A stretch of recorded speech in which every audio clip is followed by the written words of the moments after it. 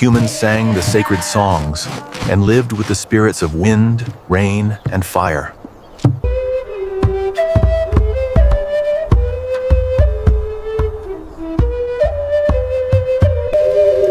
They remembered their creator and spoke with the sacred elements.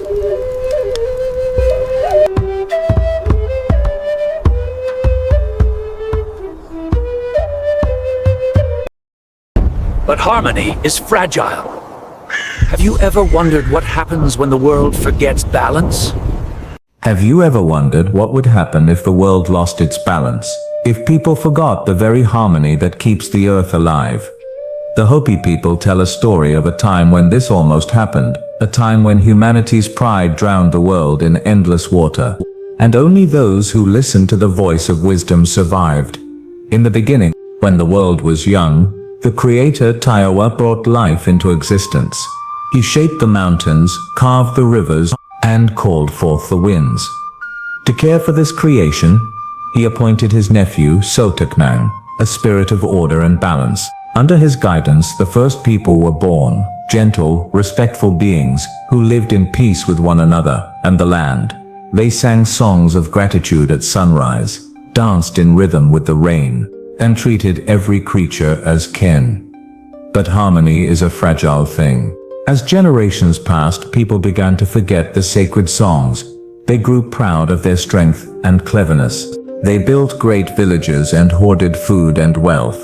They mocked the old ways, saying they no longer needed the Creator's help. The world that once pulsed with balance now trembled under the weight of arrogance. Sotuknang watched in sorrow. He sent messengers to remind them. Live humbly, respect all that breathes, and keep your hearts pure. But the people only laughed. Why should we listen? They said. We are the masters of the earth. Only a small number still remembered. The humble ones who prayed at dawn, who shared what little they had, and who still listened when the wind carried the voice of the spirits. Among them was Spider-Woman, Kukyang So-Wo, the ancient grandmother who had helped weave the world into being. She loved humanity deeply, even when they lost their way. One night, she appeared in a dream to the faithful and said softly, "My children, the world trembles with sorrow. Soon, the waters will rise, and all will be washed clean. But do not be afraid. I will show you how to survive." The faithful gathered reeds from the rivers, strong and hollow like bamboo. Under Spider-Woman's instruction, they built long canes large enough to hold them. They climbed inside, and she sealed the openings with her silk, whispering sacred songs of protection around them. Then the sky began to darken.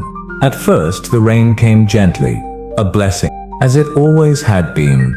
But soon it turned into a storm unlike any before. Thunder roared like angry spirits. Lightning tore the sky apart.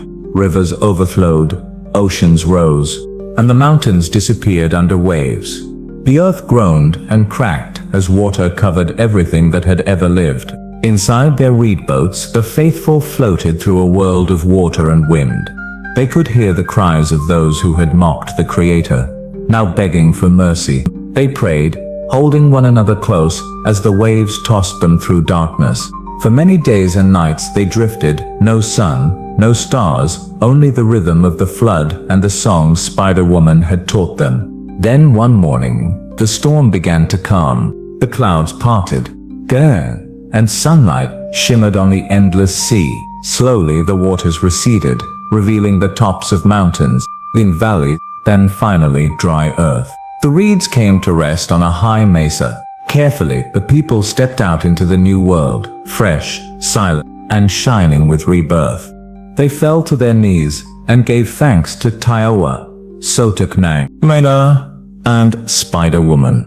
Smoke from their first fire rose to the heavens like a promise they would not forget again. But as they looked around the vast, empty land, a question filled their hearts. What now? Spider-Woman appeared once more, her presence as soft as morning light. Now, she said, you must begin anew. Walk across this world until you find the place where the sun greets the land. There, build your homes. Teach your children to live in harmony, to sing to the rain, to thank the corn, to speak kindly to the wind. Remember what brought this destruction. Never again let pride silence your prayers.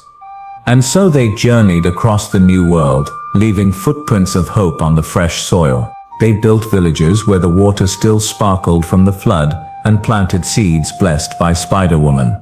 With each sunrise they sang the old songs once more. They taught their children the story of the Great Flood, not as a tale of doom, but as a lesson of renewal. Because the Hopi knew that the flood was not only water, it was the Creator's way of cleansing the world, of giving humanity another chance. They believed that every age ends when people lose harmony with the universe.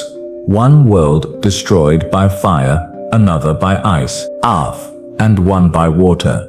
But each time, a few good hearts are saved to begin again. And so, the question remains.